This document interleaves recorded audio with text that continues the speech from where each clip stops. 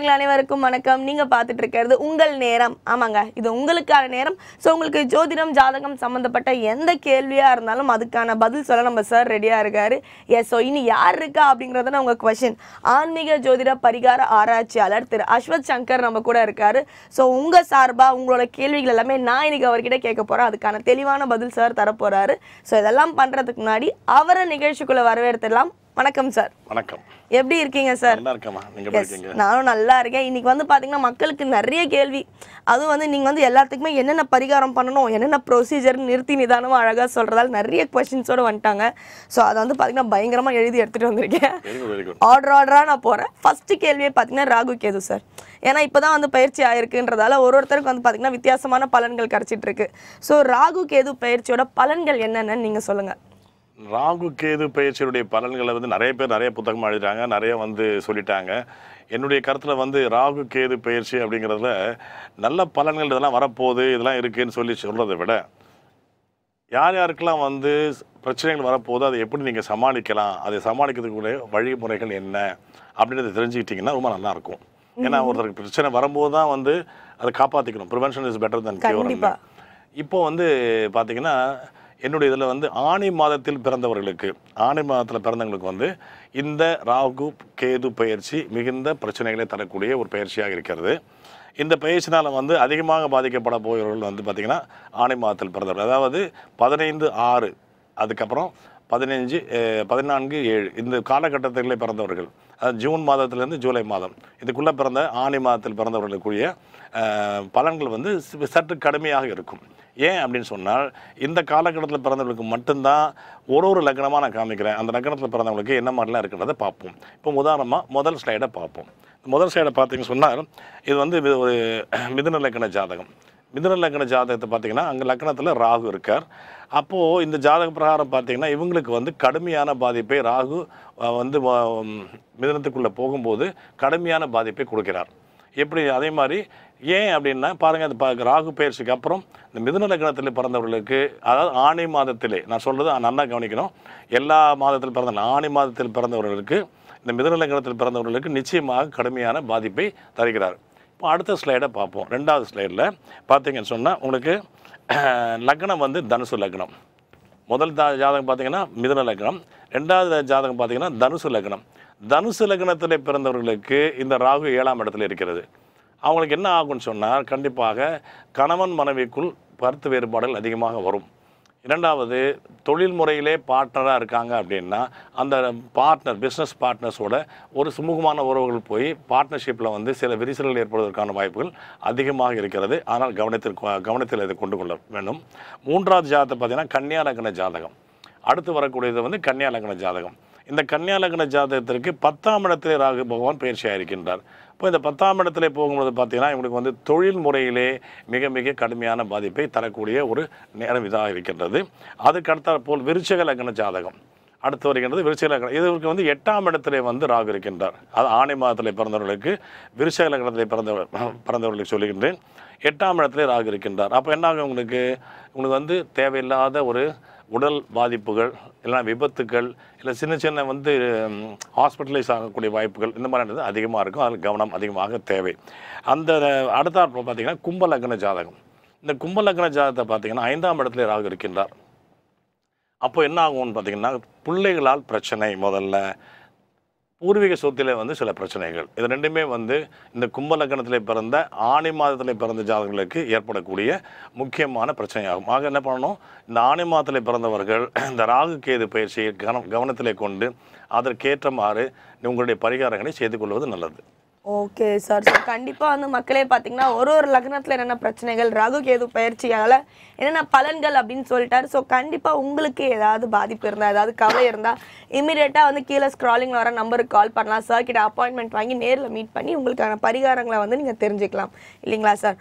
So அடுத்து பார்த்தீங்கன்னா பரிகார வழிமுறைகள். ஒரு பரிகாரமும் பார்த்தீங்கன்னா ஒரு மெத்தடில் செய்யணும் அப்படின்னு சொல்லுவாங்க. இப்போ நவகிரகம் கோயில் போனால் இதை செய்யணும், இங்கே போனால் இதை செய்யணும் அப்படின்வாங்க இல்லையா? அதை பற்றி உங்களோட கருத்துக்கள். நவகிரகத்து கோயிலுக்கு போனால் முதல்ல நவகிரக கோயில் வழிபாடுகள் என்ன பேஸ்ன்னு தெரியல மக்களுக்கு. அதுதான் முக்கியமான பிரச்சனை. என்னென்னா நவகிரகத்துக்கு போனால் எதுக்காக கும்பிட்றோம், என்ன கும்பிட்றோம். உதாரணமாக இப்போ பார்த்தீங்கன்னா எல்லாருக்குமே சனி பயிற்சி சனி பகவானுக்கு வணங்கணும். நேரம் திருநள்ளாறு போய் நேரம் சனீஸ்வர பகவானை கும்பிட்றது, அங்கே போயிட்டு இந்த குளத்தை எடுத்து குளிக்கிறது, ஆடைகளை கழட்டி அங்கேயே போட்டுட்டு புது ஆடைகளை கட்டிட்டு நேரம் சனி பகவானை வந்து வணங்குறது அப்படின்ற ஒரு முறையை வச்சுருக்காங்க. அந்த மாதிரி எந்த இதுலேயும் வந்து குளத்தில் குளிச்சுட்டு பழைய ஆடைகளில் எண்ணெயோட தூக்கி வெளியே போட்டு அந்த இடத்த அசிங்கப்படுத்தணுன்றதெல்லாம் எந்த புக்லேயும் எதுலேயுமே இல்லை. அதை கும்பிட வேண்டிய முறையே வேறு. அங்கே நிறைய விஷயங்களை முடிச்சுட்டா கடைசியாக தான் நீங்கள் வந்து சனி பகவானை வணங்க வேண்டும். முதல்ல பேஸ் என்னன்னு தெரிஞ்சுக்கோங்க. அதாவது ஓலைச்சுவடிகளில் இருக்கக்கூடிய விஷயங்கள் என்னென்னா, சனி பகவான் தன்னுடைய தோஷம் நீங்க திருநள்ளாறிலே சென்று தர்பானேஸ்வரை வணங்கி தன்னுடைய தோஷம் நீங்கப்பட்ட ஸ்தலம்தான் திருநள்ளாறு. அப்போது யாரை போய் போகணும்? அவரே அவருடைய தோஷத்தை நீங்கிறதுக்காக அங்கே போன இடம். அப்போ முதல்ல வந்து தர்பானேஸ்வரர் தான் முக்கியத்துவம் கொடுக்கணும் அந்த இடத்துல, சிவனுக்கு தான். அதே போல் தான் சுக்கிரன் எடுத்துக்கோங்க. கஞ்சனூர் போவாங்க, நேரம் சுக்கிரன் எல்லாம் சுக்கிரனுக்கிட்டே நிற்பாங்க. அதனுடைய அர்த்தம் என்ன, பேஸ் என்னன்னு தெரியாமல் மக்கள் வந்து சுக்கிரனை போய் அந்த இடத்துல போய் வணங்க. சுக்கிரனை வணங்குங்கள், தவறில்லை. ஆனால் அதற்கு முன்னால் சுக்கிரன் அங்கே ஏன் வச்சாங்க, ஏன் அந்த சுக்கிரனை கொண்டு போயிட்டு இதில் வேற ஒரு ஊரில் ஏதாவது தென் திருப்பேரை அங்கே மாதிரி இடத்துல வைக்கல அப்படின்னு பாருங்கள். அந்த இடத்துல வைக்கிறதுக்கு ஆதி மூல புத்தகங்களை நூல்களை படிக்க வேண்டும்.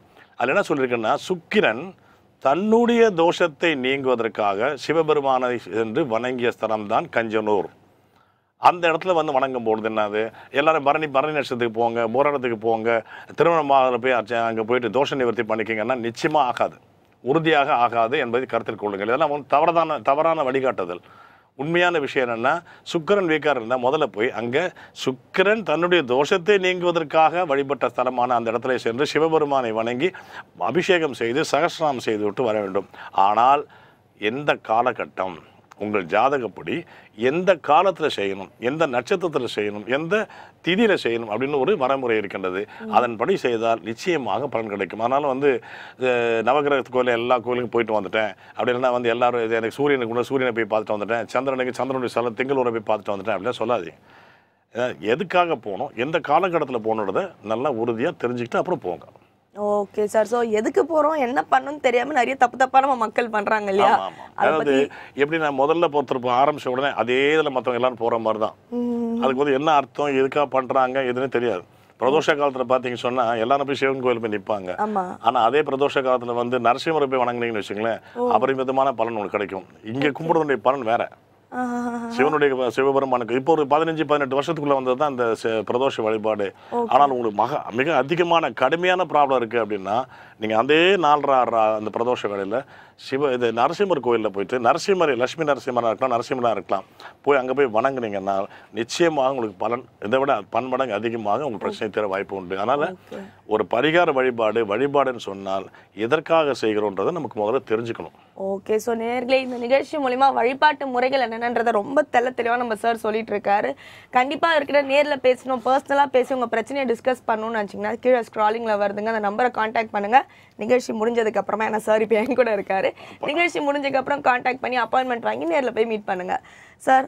ஸோ அடுத்து வந்து பார்த்தீங்கன்னா செவ்வாய் தோஷம், நாகதோஷம்.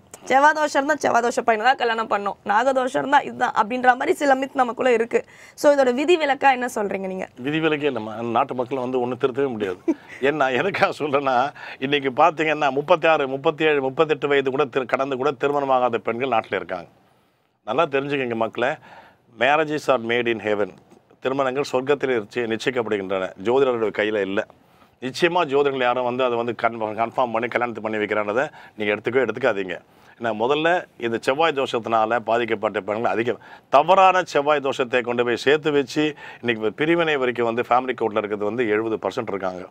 தவறான வந்து செவ்வாய் தோஷம்னு ஒரு பெண்ணை பற்றியோ ஆணை பற்றியோ சொல்லி திருமண காலங்கள் கடந்து என்கிட்ட ஸ்டாட்டிஸ்டிக்ஸ் இருக்குது, 37, 38, 39 வயசில் கூட பெண்கள் திருமணம் ஆகாமல் இருக்கின்றார்கள் இன்னமும். ஆனால் செவ்வாய் தோஷம்னா என்னென்னு முழுமையாக புரிஞ்சிக்காமல் நீங்களும் அதையே எடுத்துகிட்டு போய் செவ்வாய் தோஷம்னு உங்கள் பெண் பிள்ளைகளுடைய வாழ்க்கையை வீணாக்காதீர்கள் தயவுசெய்து.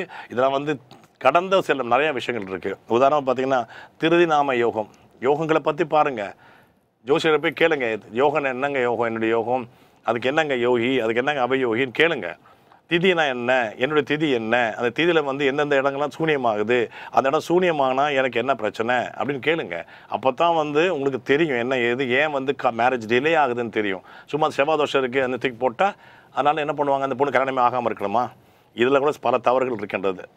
ஒரு பெண்ணுக்கு வந்து பார்த்தீங்கன்னா செவ்வாய் நீசமாக இருக்குன்னு திருக்கணித பிரகாரம் சொல்கிறாங்க.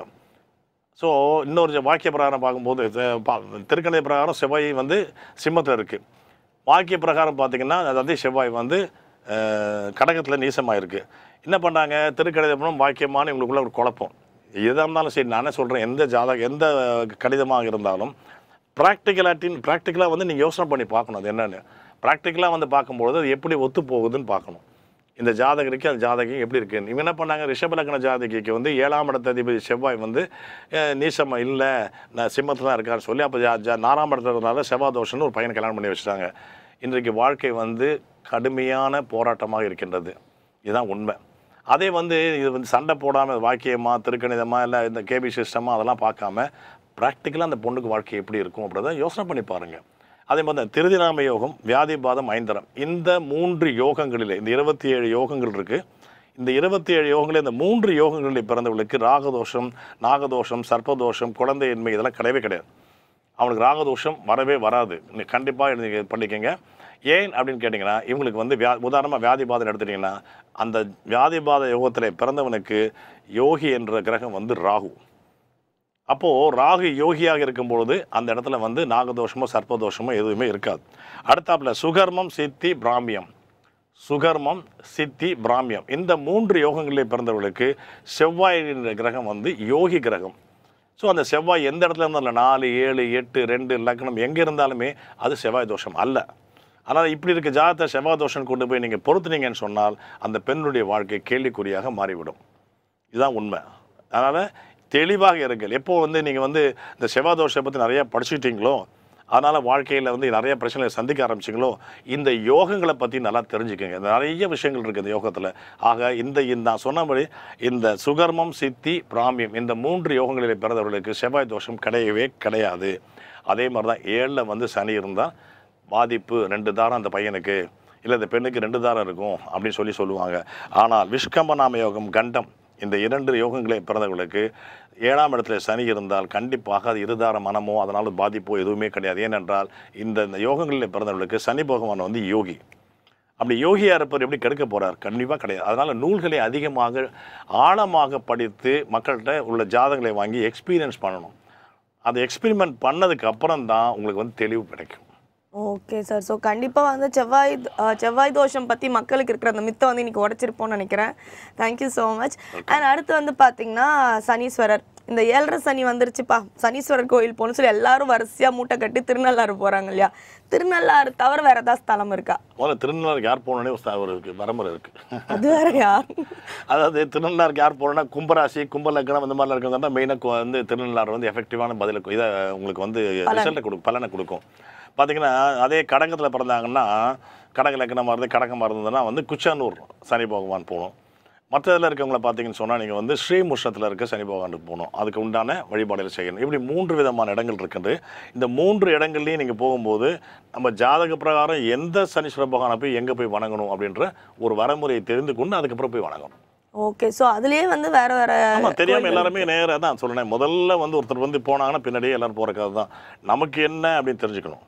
அந்த விஷயம் தெரியாமல் வந்து கண்டிப்பாக மக்களுக்கு வந்து சனியால் ஏற்படக்கூடிய பாதிப்புலேருந்து நிவர்த்தி கண்டிப்பாக கிடைக்காது. Okay sir. அடுத்து பார்த்தீங்கன்னா ராகுக்குன்னு சில திருப்பி நீங்கள் ராகுவை பற்றியே வந்துட்டே இருக்கிறீங்க. நான் அதே கொஸ்டின் கேட்டேன். ஏன்னா வந்து ராகு பயிற்சி தான் இப்போ நடந்துட்டு இருக்கு அப்படிங்கிறாங்க. நம்ம செய்த புண்ணியங்கள் என்னென்னு தெரிஞ்சுக்கலாம் இல்லையா? ஸோ ராகு ஸ்தலங்கள் பற்றி சொல்லுங்கள் சார். ராகு ஸ்தலங்கள் அப்படின்னு சொல்லி பார்த்தீங்கன்னா ராகு வந்து நிறைய ஸ்தலங்கள் இருக்குது. அதில் வந்து பார்த்தீங்கன்னா கார்கோடேஸ்வரரை பற்றி சொல்லியிருக்கிறேன். இப்போ உதாரணமாக யாருக்கெல்லாம் வந்து என்ன மாதிரி இருக்கணும்? மேஷம், ரிஷபம், கடகம், கன்னி, துலாம், மகரம். மேஷம், ரிஷபம், கடகம், கன்னி, துலாம், மகரம், இந்த 6 ராசிகளிலே பிறந்தவர்களுக்கு அந்த இடத்துல ராகு தனித்து இருந்தால் அதற்கு பெயர் விஷராகு என்று பெயர். அது பரமசிவன் கழுத்தில் இருக்க பாம்பு மாதிரி விஷராகு என்று பெயர். இதற்கு ஒரு தனி ஸ்தலங்கள் உண்டு.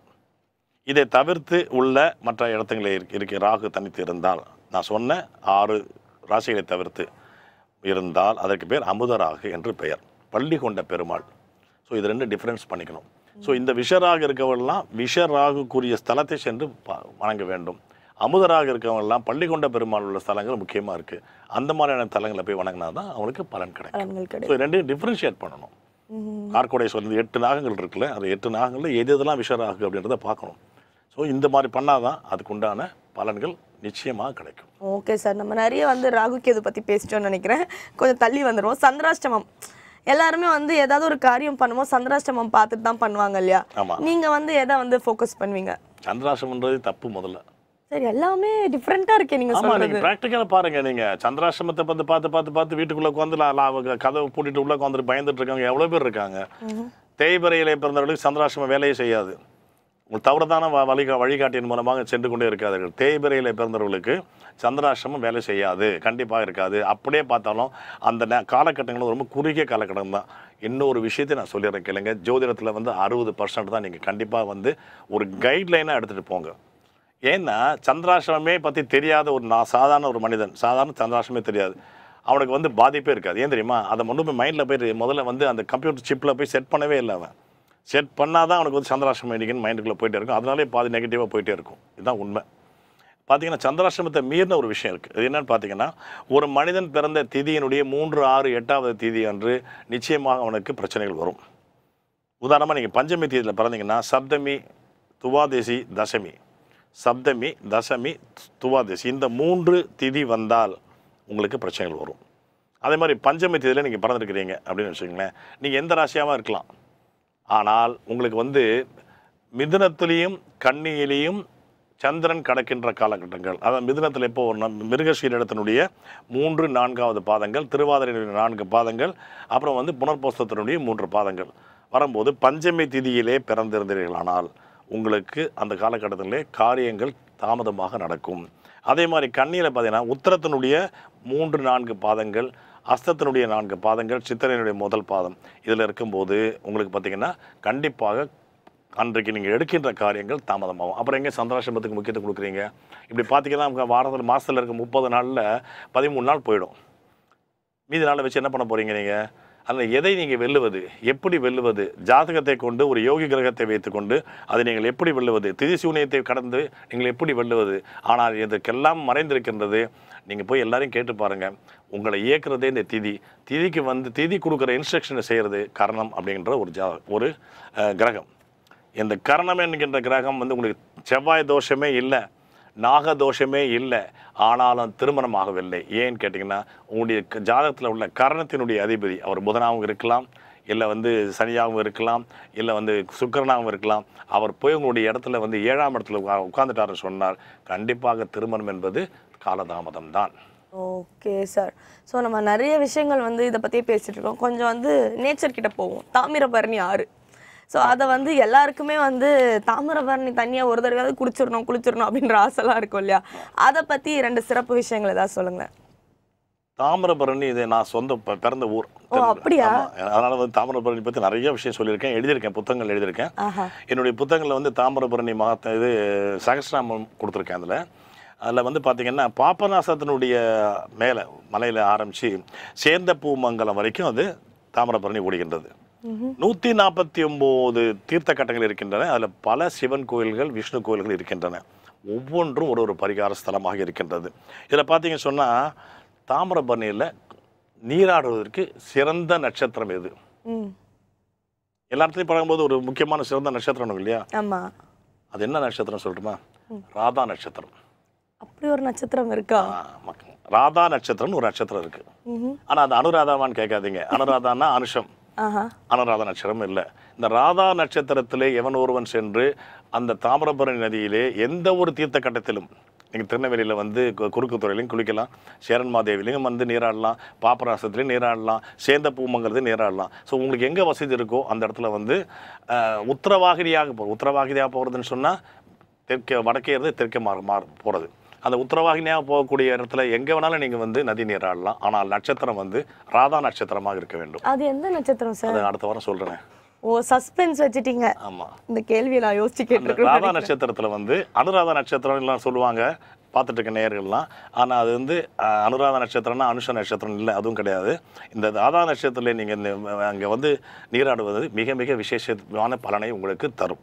ரெண்டாவது வந்து என்னென்னா அந்த இடத்துல இருக்கக்கூடிய வந்து சேரன் மகாதேவின்றது பார்த்தீங்கன்னா வியாதிபாத தண்ணிக்கு அங்கே நதி நீராடுறது மிக சிறப்பான நாள். யோகத்தில் வந்து வியாதிபாத யோகம்னு இருக்குது. அது இதை பஞ்சாங்கத்தை பார்த்தா தெரியும். அன்னைக்கு அந்த தாமிரபரணி நதி நீராடுறது மிக சிறப்பான பலனை தரும். அதுக்கப்புறம் பார்த்தீங்கன்னு சொன்னால் கோடகநல்லூர் என்ற ஸ்தலத்தில் வந்து பார்த்திங்கன்னா ராகுவனுடைய தோஷத்தினால் வருகின்ற எதையும் தடுக்கக்கூடிய ஒரு அற்புதமான ஒரு ஸ்தலம். அது மட்டுமல்ல, செவ்வாய் தோஷ நிவர்த்தி ஸ்தலமாக அந்த கோடகநல்லூர் இருக்கின்றது. நவ கைலாலத்தில் பார்த்திங்கன்னா அது கைலாசநாதருடைய கோயில். அது அந்த இடத்துல வந்து ரொம்ப சிறப்பான விஷயம் என்னன்னு சொல்லலாம் பார்த்திங்கன்னா, வளர்பிறையிலே வருகின்ற உத்திரட்டாதி நட்சத்திரத்தன்று நீங்கள் தாமிரபரணியிலே மூழ்கி அங்கே இருக்கின்ற சிவபெருமானை சென்று வணங்கினால் பண கஷ்டன்றது கொஞ்சம் கொஞ்சமாக நீங்கள் ஆரம்பிக்கும் உங்களுக்கு. ரெண்டாவது, ராகுனுடைய நிவர்த்தி ஸ்தலமாகவும் அந்த இடம் விளைகின்றது. ஆக ஒரே இதில் வந்து 2 விதமான பலன்களை கொடுக்கு. செவ்வாய் தோஷ நிவர்த்தி, ராகு தோஷ நிவர்த்திக்குரிய அழகான பரிகார ஸ்தலமாக தாமிரபரணி இருக்கிறது. தாமிரபரணியுடைய மகத்துவத்தை பற்றி தொடர்ந்து நான் சொல்லப் போகின்றேன் உங்களுக்கு. ஓகே, அடுத்தடுத்த எபிசோட்ஸில் நிறைய பேச போகிறோம். அண்ட் மறக்காமல் ராதா நட்சத்திரம்னு நம்ம அடுத்த வாரம் வரை கேட்குறோம் விடாம. கண்டிப்பாக அது வரைக்கும் 1 வாரம் டைம் கொண்டு மக்கள் வெயிட் பண்ணுறோம். நாங்களும் பயங்கரமாக யோசிச்சு ஆன்சர்ஸோட வரோம் சார். கண்டிப்பாக வாங்க. அண்ட் அடுத்து வந்து பார்த்தீங்கன்னா கோயில் வழிபாடு. எப்பவுமே கோயிலுக்குள்ளே போனேன் ஃபர்ஸ்ட் பிள்ளையார்கிட்ட போனோம், அடுத்து வந்து சிவன் ஆகட்டும், எல்லாமே வரிசையாக நம்ம போயிட்டு இருக்கோம் இல்லையா?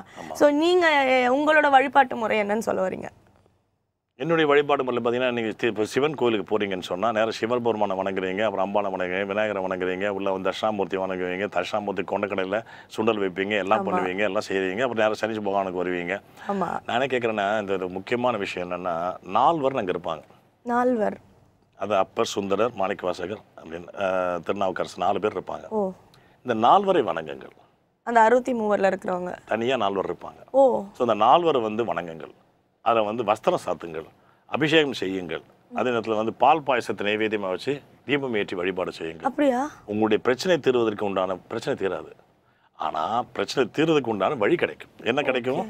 ஒருவேளை நோய் அப்படின்னா நோய் தீர்வதற்குள்ள சரியான மருத்துவம் கிடைக்கும். உங்களுக்கு பண கஷ்டம் இருக்குது, பணபலம் வந்து இப்போ வரணும் அப்படின்னு சொன்னால் அதுக்கு என்ன வழியோ அது கிடைக்கும். தொழில் இல்லைங்க அப்படின்னா தொழில் கிடைக்கிறதுக்கான வாய்ப்பு. 4 வணங்குங்கள், புதிய வஸ்திரத்தை சாற்றுங்கள். என்னுடைய இதில் நான் என்ன சொல்லுவேன்னா, உங்களுடைய வந்து வெட்டிங் டே, பர்த்டே, இல்லை ஒரு தீபாவளி இந்த மாதிரி வரும்போது நீங்கள் எல்லாம் புது வஸ்திரத்தை சாப்பிட்ரு. அதே மாதிரி கொண்டு போய் அந்த 4 அபிஷேகம் செய்து புதிய வஸ்திரம் எவ்வளோ ஆக போகுதுன்னு நினைக்கிறீங்க? ரொம்ப செலவே குறைவு தான். புதிய வஸ்திரத்தை சாற்றி அங்கே வந்து அபிஷேகம் பண்ணி வஸ்திரம் சாற்றி தீபம் ஏற்றி பால் பாயசத்தை நைவேத்தியமாக வைத்து அவரை வணங்கி விட்டு வாருங்கள். அற்புதங்கள் நிகழும். கண்டிப்பாக இனிமேல் எல்லாரும் அந்த 4 போய் பார்ப்பாங்கன்னு நான் நினைக்கிறேன். கண்டிப்பாக பார்ப்பாங்க, நிச்சயமாக பார்ப்பாங்க. ஓகே சார், அதில் வந்து இன்னும் விசேஷமான பலன்கள்லாம் இருக்குது, அது தொடர்ந்து சொல்லுவோம், தொடர்ந்து பேசுவோம். அண்ட் அடுத்து பார்த்தீங்கன்னா பெண்கள், குறிப்பாக வந்து ஆண்களுக்கு எந்த பிரச்சனைனாலும் கூட வந்து சமாளிச்சிடலாம். ஆனால் பெண்களுக்கு வந்து இந்த திருமண தடை அப்படிங்கிறது வந்து பார்த்தீங்கன்னா ரொம்ப பெரிய பிரச்சனையாக இருக்கும் இல்லையா? ஸோ பெண்களுக்கு இருக்கிற திருமண தடை இல்லாமல் காலாகாலத்தில் உங்களுக்கு கல்யாணம் ஆகும்னா என்னென்ன வழிபாடுகள் பண்ணணும்? திருமண தடை மட்டுமல்ல, இப்போ நிறைய பேர் பெற்றோர்கள் வந்து வயிற்றில் புளி கரைச்சிட்டு இருக்குன்னு நினைக்கிறேன் பெண்களுடைய பிரச்சனையை பற்றி. அதெல்லாம் நடக்காமல் இருக்கிறதுக்கு உண்டான நம்ம ரொம்ப சிம்பிளான விஷயம் என்னென்னா, நம்ம மூதாதையர்கள், உங்களுடைய தாத்தா பாட்டி என்ன வழிபாடு பண்ணாங்க, என்ன பாரம்பரியத்தை பண்ணாங்க, என்ன விதமான உணவு பழக்கங்களை வைத்தார்கள், என்ன பழக்கங்களோடு இருந்தார்கள், அதை ஃபாலோ பண்ணாலே போதும், எல்லாமே உங்களுக்கு நல்லபடியாக நடக்கும். முதல் விஷயம், 12 வயசுக்குள்ள உங்கள் மகளுடைய ஜாத்தை பாருங்கள், சனி செவ்வாய் பார்வை இருக்கான்னு பாருங்கள். நேரம் எடுத்துகிட்டு போய் திருச்செந்தூர் கோயிலில் தத்து கொடுத்து தவிடு கருப்பட்டி தத்து கொடுத்து வாங்குங்க. இது முதல் பரிகாரம். 2வது பரிகாரம், எந்த ஒரு பெண்ணுக்குமே முதல்ல மருதாணியை வியாழக்கிழமையில் வைக்கிறத ஒரு பழக்கமாக வச்சுக்கோங்க. அது வந்து அங்கே உங்களுக்கு வந்து மனநிலை உங்களுக்கு சஞ்சலப்படாமல் இருக்கும். அதுக்கு வந்து என்ன பண்ணணும்னா, வயிற்றில் தொப்புள் கொடியில் வந்து முதல்ல மருதாணியை வைக்க கற்றுக்கொள்ளுங்கள். பிறகு இந்த கை விரல்களில் லேசாக இதை வச்சிங்கனாலே மனம் சஞ்சலப்படாது. இது முதல் விஷயம். 3வது விஷயம்னா, திதி என்ன திதியில் பிறந்திருக்காங்க, அந்த திதிக்குரிய கோயில் என்ன, அந்த திதிக்குரிய கோயிலை வந்து நீங்கள் நிவர்த்தி பண்ணுங்கள். அதுக்கப்புறம் பார்த்தீங்கன்னு சொன்னால் கரணம் அப்படின்னு இருக்குது. அந்த கரணம்ன்றது வந்து யாருக்குமே வந்து எஃபெக்ட் கொடுக்குறதே கிடையாது.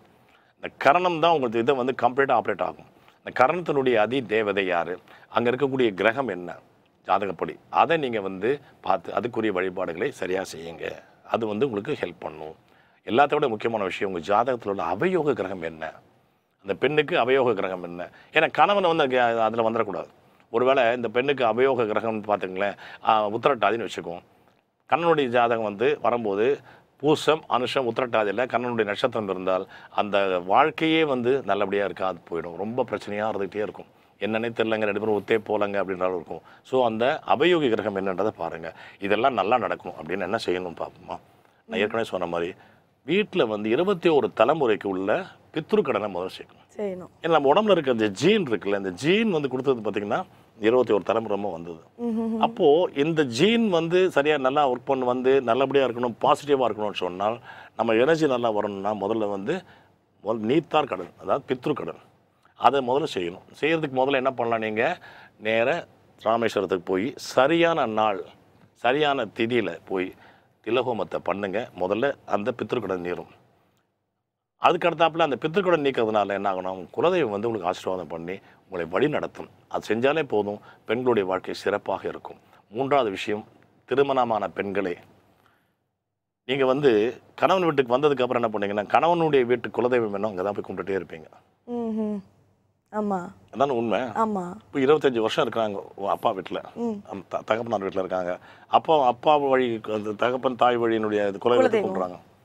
இங்கே வந்து விட்டுட்டு நேராக போய் அங்கே போய் சுவிட்ச் ஓவர் போயிட்டா அப்படி உங்கள் பிரச்சனை வரும்போது என்ன பண்ணுங்கன்னா, நேராக தாய் வீட்டு குலதெய்வம் என்னவோ, நீங்கள் வளர்ந்த இடத்துல உள்ள குலதெய்வம் என்னவோ அங்கேயும் சென்று, நான் போன இடத்துல எனக்கு பிரச்சனைகள் சில இருக்கின்றது தாயே அப்படின்னு சொன்னீங்கன்னு சொன்னால் அங்கே போய் வணங்குனீங்கன்னா, ரெண்டுக்கும் இங்கேயும் வணங்குங்க.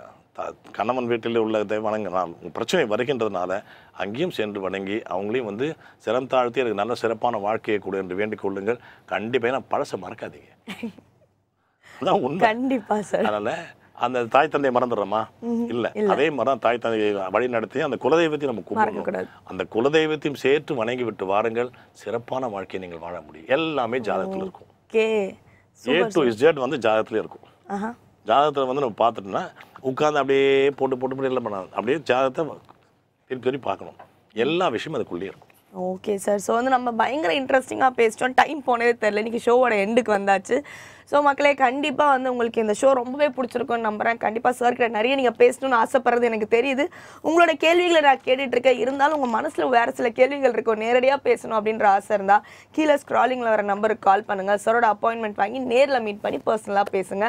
அண்ட் அஸ்வத் சார், ரொம்ப நன்றி. இன்றைக்கி வந்து பார்த்திங்கன்னா நிறைய விளக்கங்கள் கொடுத்துருக்கீங்க, எங்களுக்கு தெரியாத நிறைய விஷயங்கள் சொல்லி கொடுத்துருக்கீங்க. நிகழ்ச்சியில் கலந்துக்கிட்டதுக்கு நன்றி சார். நன்றி, வணக்கம்.